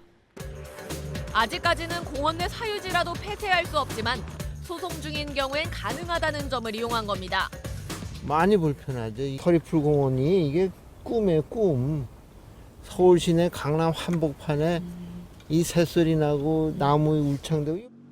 개발을 위해 의도적으로 자연을 훼손했다는 정황도 포착됩니다. 제초제가 뭔가를 다 뿌렸다고 다 죽였잖아. 저기 보면 나무 많았었는데.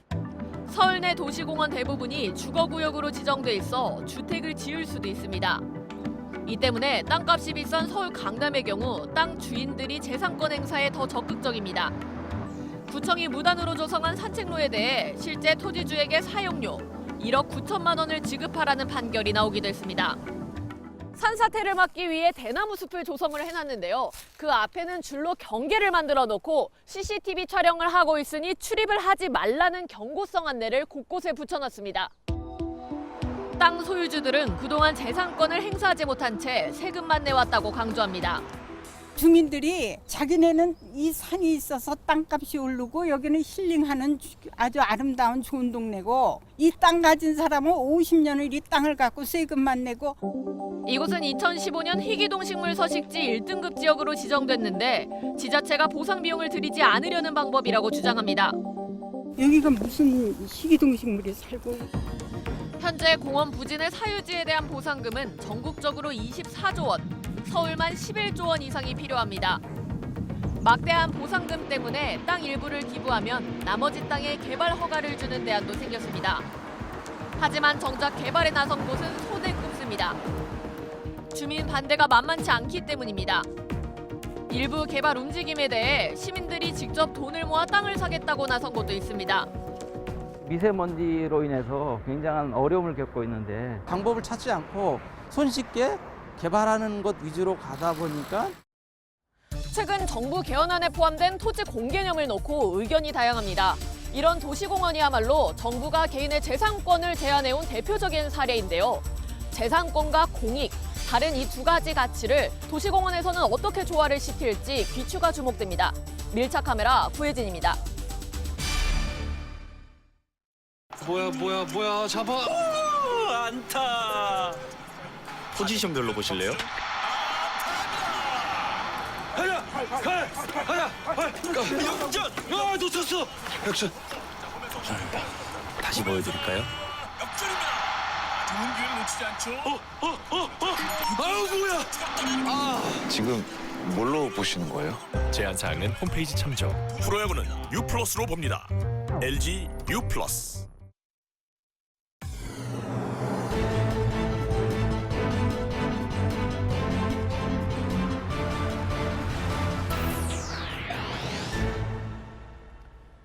뉴스룸의 앵커 브리핑을 시작하겠습니다. 노인들이 들으면 웃음꽃이 피고 중년이 들으면 고민을 잊으며 젊은이가 들으면 달콤한 기분에 빠지고 어린아이가 들으면 춤을 춘다. 천밀밀이라는 곡으로 우리에게 알려진 대만 출신 가수 등려군, 즉 덩리준에 대한 이야기입니다. 그는 중국인들의 지극한 사랑을 받았던 가희였습니다. 1980년 전후에 중국의 개혁 개방이 시작되던 시절에 낮은 늙은 덩이 지배하고 밤은 젊은 덩이 지배한다. 이런 말이 공공연하게 나돌 정도였습니다. 그의 노래는 양안간의 해빙을 불러오는 봄바람과도 같았습니다. 중국 당국은 이를 경계하기 시작했습니다. 그래서 망국지음, 미미지음이라 해서 노래를 금지했지만 소용없었습니다. 당국의 공식 추산만으로도 불법 복제 테이프가 2억 개가 팔렸고 단속 다니는 공안들마저 덩리준의 노래를 흥얼거렸습니다. 시진핑 주석마저도 젊은 시절 노래 테이프가 늘어지도록 듣고 또 들었다 이렇게 고백을 했을 정도이니까 무슨 설명이 더 필요할까? 덩리준의 부모는 중국 출신이었지만 그는 지난 1995년에 세상을 떠날 때까지 평생 중국 땅을 한 번도 밟지 못했습니다. 덩리준에게 중국이란 언젠가 돌아가야 할 고향이었지만 천안문 사태 당시에 민주화 운동을 지지했던 그는 당국의 심리를 불편하게 만들었고 결국 돌아갈 수 없게 됐던 것이죠. 월량대표 아적심, 달빛이 내 마음을 대신한다는 그의 대표곡은 그래서 이러한 아련한 슬픔으로 또 그리움으로 기억되고 있는 것인지도 모르겠습니다. 가능하다면 명태라는 노래를 꼭 부르고 싶습니다. 그는 자신의 유명한 대표곡들을 놔두고 굳이 다른 곡을 이야기했습니다. 함경남도 태생인 아버지를 생각하며 만든 노래, 가사 안에는 그리운 고향 말이 담겨 있었습니다. 아버지는 생전에 고향에 가지 못했지만 노래가 대신 북에서 불려진다면 그것이 곧 귀향이 될 것이라는 이야기. 그렇게 아버지 대신 고향에 가게 된 가수와 아버지 대신 고향 땅에 울려 퍼질 그 노래들. 마침 그날은 저녁 무렵부터 보름달이 뜨는 날. 바라건대 사흘 뒤 평양의 그 밤에도 봄날에 다른 휘영청 밝아 있었으면 좋겠습니다. 달빛이 내 마음을 대신하지요. 예, 청아한 목소리로 다친 사람들의 마음을 위로했던, 그러나 결국 고향엔 가지 못했던 가수의 노래 제목처럼 말입니다.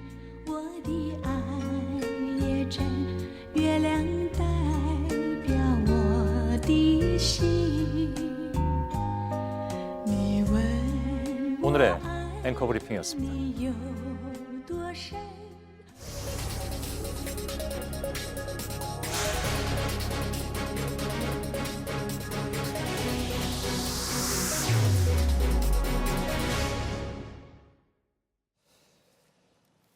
자, 다시 현실 정치로 좀 돌아와야 될 것 같습니다.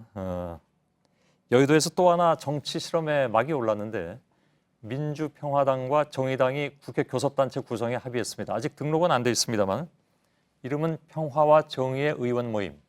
2008년에 자유선진당과 창조한국당이 선진과 창조 모임을 결성한 이후에 10년 만의 일입니다. 이렇게 해서 이제 20대 국회는 4개 교섭단체 체제로 운영이 되면서 변화도 적지 않을 것으로 예상이 됩니다. 평화와 정의의 의원 모임 첫 원내대표를 맡은 노회찬 정의당 원내대표를 제 옆에 모셨습니다. 어서 오십시오. 네, 안녕하십니까. 예, 오랜만입니다. 네. 저는 그 10년 전에 선진과 창조 모임은 사실 좀 잊어버리고 있었는데 예. 덕분에 이번에 기억이 났습니다. 그렇습니다. 그 당시에 1년 만에 해산됐기 때문에 예. 기억에서 많이 멀어졌죠. 예. 오래가지 못했는데 그때 아마 그 의원 한 사람이 모자라서 이렇게 결국은 교섭단체가 안 되고. 예, 원래 20명으로 출발했는데 예.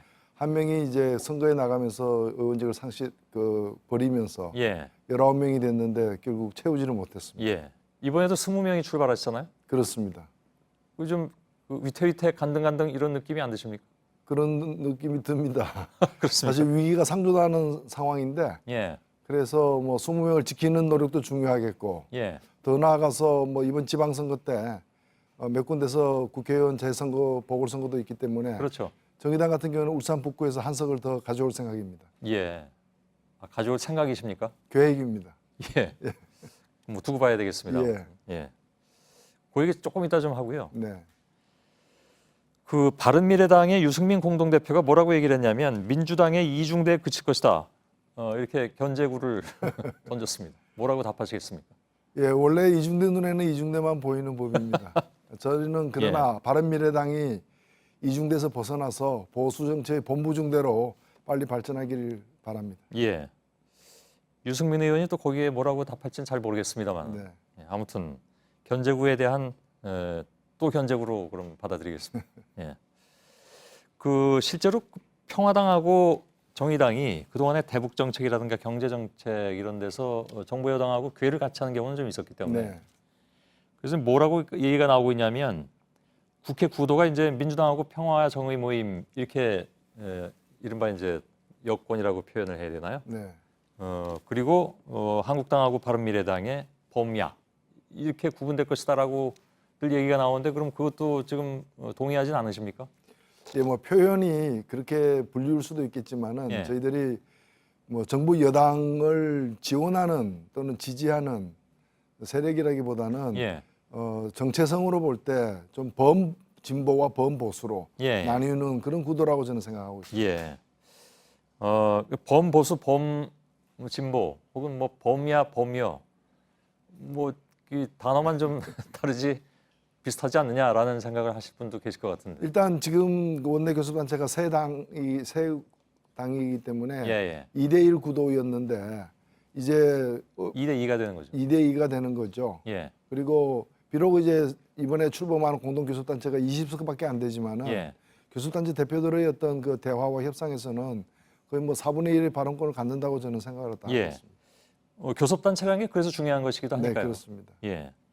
그런데 아까 잠깐 얘기가 나왔습니다. 지금 또 20석 말씀하시길래 그 평화당의 박지원 의원은 지금 전남지사 출마를 이렇게 저울질하고 있다면서요. 네, 뭐 직접 듣지 못했습니다만 그런 보도를 접했는데 예.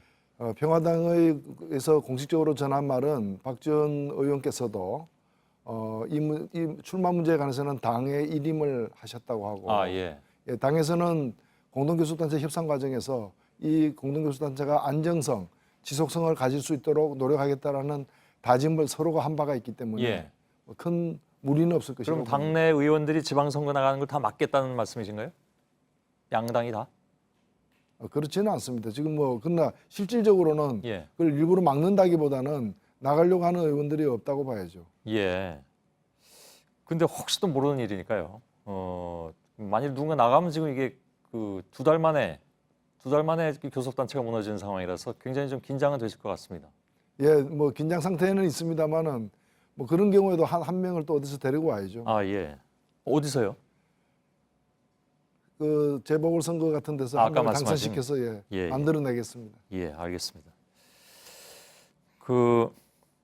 참 그 지방선거 얘기가 나왔으니까 말입니다만 이 당 교섭단체로 이른 이 두 당에서는 후보를 같이 내는 건 아니잖아요. 그렇습니다. 선거위원회는 저희들 합의사항에 전혀 없었고요. 예. 일부 지역에서는 치열하게 경쟁하는 것이 불가피하기도 할 것이죠. 예. 어디가 치열하게 경쟁할 것 같습니다. 그럼 호남 지역에서는 아마도 그 민평당에서도 주요 지지 세력 기반이 있는 것이고 저희들도 이제 그게 지방 의원들도 있고 하기 때문에 불가피하게 몇 군데서는 이렇게 경쟁하는 경우가 생길 것 같습니다. 예. 서울시장 후보는 내십니까 혹시? 예, 저희들은 낼 생각입니다. 예. 저기 바른미래당에선 안철수 인재영입위원장이 서울시장 후보로 나온다는 얘기들이 계속 나오고 있어서. 네. 저희들은 다른 당과 관계없이 일단은 후보를 내기로 했습니다. 예, 알겠습니다. 누가 될지는 아직 모르겠습니다. 네. 자, 원내 네 번째 교섭단체로 아무튼 역할이 커집니다. 그래서 가장 국회 현안 처리로 눈에 띄는 것이 당장 개헌안이 이슈가 되고 있습니다. 평화와 정의 모임의 개헌안에 대한 입장은 정확하게 어떤 겁니까? 저희들은 일단 6월 13일 날 국민들에 대한 약속으로 개헌을 이루는 것이 마땅하다는 점에서는 일치를 하고요. 예. 그리고 그것이 만일 안 되더라도 국회 내에서 서로 협의를 통해서 단일화를 만들자는 데 방점을 찍고 있습니다. 예. 지금 왜 협의체는 구성이 돼 있잖아요. 네. 근데 자유한국당은 이 개헌은 안 된다라는 그런 입장이 분명하고 여차직하면 장외로 나갈 수 있다 이런 얘기도 나오고 있습니다. 그리고 이것이 무엇보다도 이제 사회주의 헌법이다 이렇게 주장하고 있지 않습니까? 그런 평가에 대해서는 동의하지 않고요. 예. 저는 정부에서 낸 안을 다 저희들이 이미 정의당 안으로 만든 내용과 한 95% 정도가 일치하기 때문에 긍정적으로 평가를 하고 있습니다. 근데 문제는 어느 것이 더 좋은 아니냐의 측면도 있지만은 어떻게 합의돼서 국회에서 통과돼서 국민투표까지 가느냐의 문제거든요. 그런 점에서 일단은 국회에서 의결될 수 있는 합의될 수 있는 안을 만드는 것이 가장 중요하지 않느냐 이렇게. 그럼 그 안을 만들고 다른 당이 그러니까 바른미래당이든 어디든 다 함께 안을 만들어서 6월 13일에 하자고 얘기를 한다 하더라도 자유한국당이 노하면 지금 의석상 안 되는 거잖아요. 그렇습니다. 예. 그럼 그거 어떻게 그러면 그래서 사실은 6월 13일 날 하겠다는 약속은 지켜져야 마땅하지만 자유한국당이 태도를 바꾸지 않는 한 6월 13일 날 국민투표를 함께 할 가능성이 굉장히 거의 없는 거죠. 없기 때문에 그렇다면은 조금 기간을 연장해서라도 6월 안으로라도 다른 합의에 도달을 하면 되지 않느냐. 근데 사실은 6월 13일로부터 멀어질수록 가능성은 현저히 떨어질 것입니다. 여러 가지 정치적 캘린더를 놓고 볼 때도. 네, 그렇습니다. 근데 지금 이 지방선거랑 같이 하자는 것은 여러 가지 선거 비용도 줄이자는 뜻도 있었잖아요. 네, 그렇습니다. 그럼 지금 말씀하신 대로 하자면 6월 13일을 못하면 그 이후에라도 합의해서 하자는 얘기인데 선거 비용은 꽤 많이 들어야 되겠군요. 그러면. 그렇더라도 만일 합의가 이루어진다면은 해볼 수 있다라고 저는 생각합니다. 그건 지금으로서는 어떻게 될지 잘 모르겠습니다. 그렇습니다. 근데 95%까지 합의를 그러니까 동의를 하신다면 금방 될 것 같기도 한데 자유한국당을 빼놓고는. 정의당 입장에서는 지금 문재인 대통령이 낸 안에 대해서 상당 부분이 같기 때문에 안에 대한 문제의식이 따로 있는 건 아닙니다. 근데 자유한국당 입장에서는 이 헌법 자체가 사회주의 헌법이라고 생각하고 있기 때문에 적어도 바깥으로 얘기할 때는 합의가 될지는 잘 모르겠습니다. 자유한국당이 과연 헌법을 어떤 방식으로도 개정할 의사가 있는지도 의문입니다. 그렇게 보시는군요. 알겠습니다. 한 가지만 더 여쭤보겠습니다. 지금 두 당이 원내교섭단체를 이루고 있습니다만 네. 두 당이 제일 뭐 맞는 부분은 뭔지 알겠습니다. 예를 들면 네. 대북관계라든가 이런 거. 제일 안 맞는 부분이 어떤 겁니까? 뭐 특별히 안 맞는 부분이 따로 있는 건 아니고요. 예. 조금씩 그동안에 견지했던 입장 중에 공통점도 있고 차이점도 있는 것이죠. 예. 예를 들면은 뭐 한반도 대북 관계에서는 비슷하다고 볼 수 있는 것이고요. 예. 그다음에 정치 개혁이랑 선거제도 개혁에서도 굉장히 비슷하고요. 그다음에 뭐 중소상인 문제라거나 농업 문제에서는 거의 비슷합니다. 예. 노동 문제 같은 경우에서는 비정규직 대책이라거나 그다음에 노조할 권리를 보장 더 확대하는 부분은 비슷한데 예. 아마도 뭐 최저임금 문제라거나 이런 데는 그간의 표명한 입장으로 봐서는 차이가 조금씩 있죠. 예. 그 정도로 그렇게 대부분 갖고 조금 다르면 그냥 같은 당으로 가는 게 어떠냐는 얘기를 많이 같은 들으면 당으로 갈 만큼의로 같지는 않습니다. 예. 그렇게 그건 말씀드리면 정의당에서 굉장히 화를 냈을 것 같아서. 예. 예, 아마도 정책은 사실은 대개 이제 그 대통령 선거라거나 국회의원 선거 같은 데 보면 정책은 서로 비슷해가는 예. 서로가 서로를 수렴해가는 그런 경향이 있다면은 그러나 그런 역사라는 게 있는 것이고 예. 또 추구하는 어떤 가치의 정신적 기반 이런 것은 차이가 나는 거죠. 예, 알겠습니다. 지금 그 질문을 뭐 드리긴 했습니다만은 정의당 당원들이 굉장히 화를 내고 있는 목소리가 여기도 들리는 것 같습니다. 알겠습니다. 노회찬 원내대표였습니다. 고맙습니다. 네, 감사합니다. 예.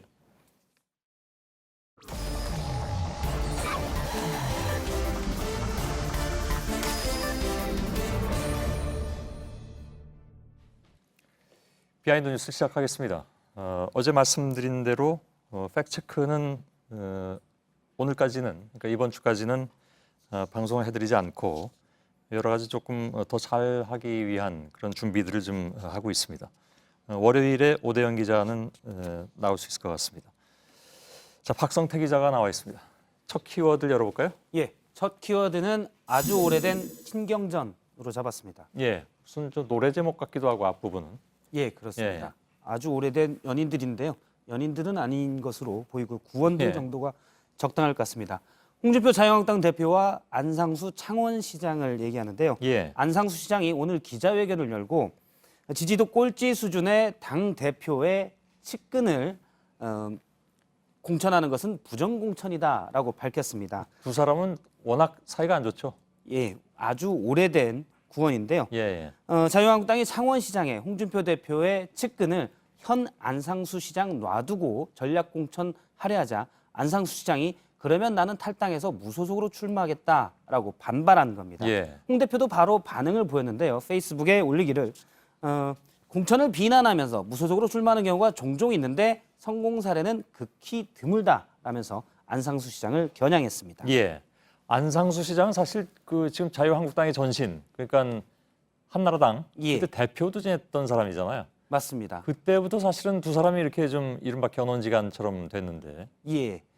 당시 이제 대표를 뽑는 과정에서 갈등이 크게 나왔었는데요. 예. 당시 2010년 한나라당 당대표 경선에 TV 토론에 있었던 모습입니다.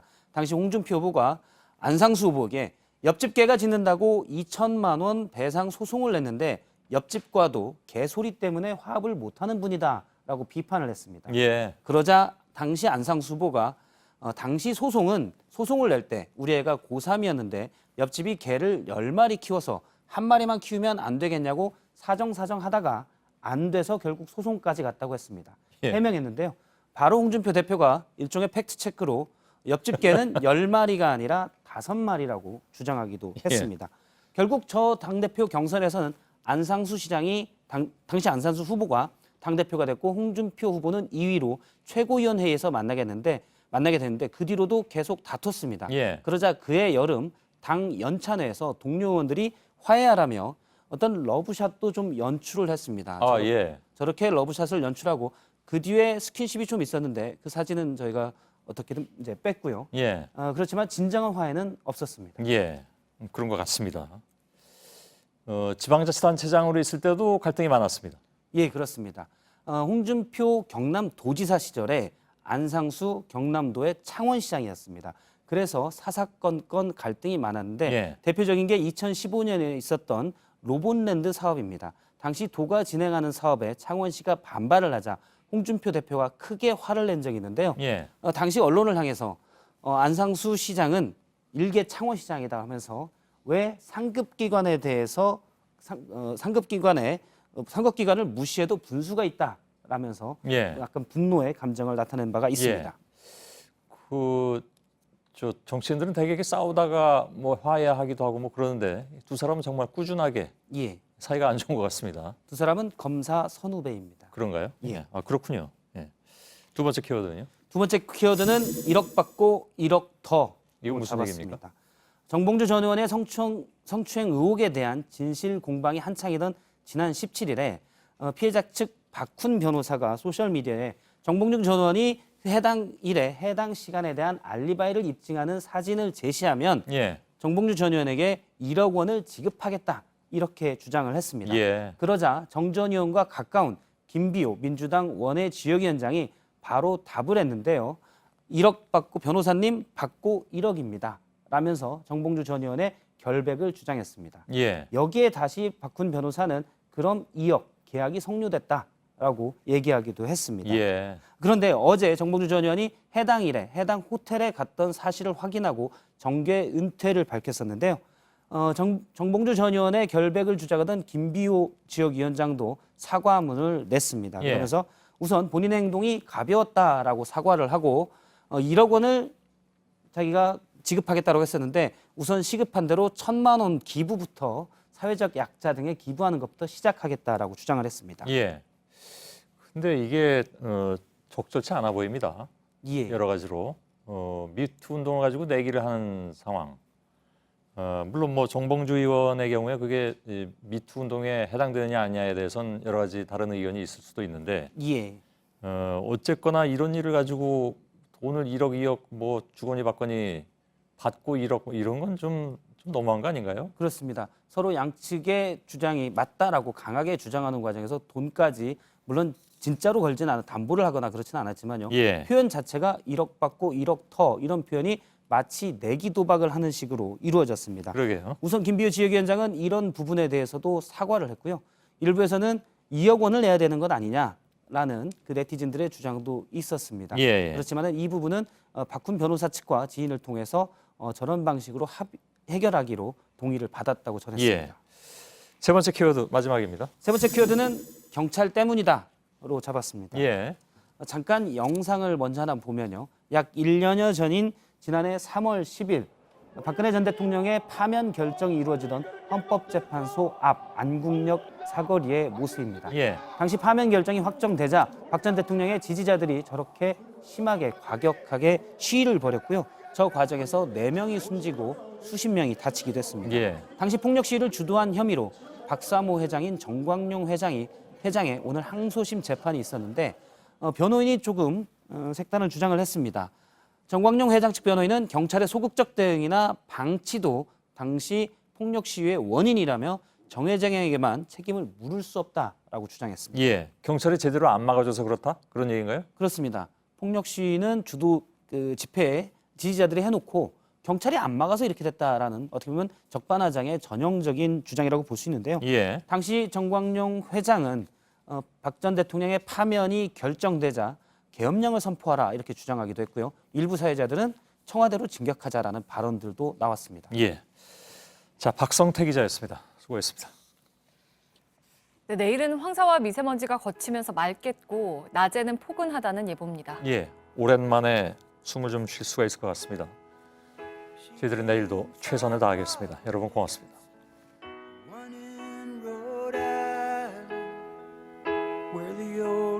Shadows hang heavy in the air.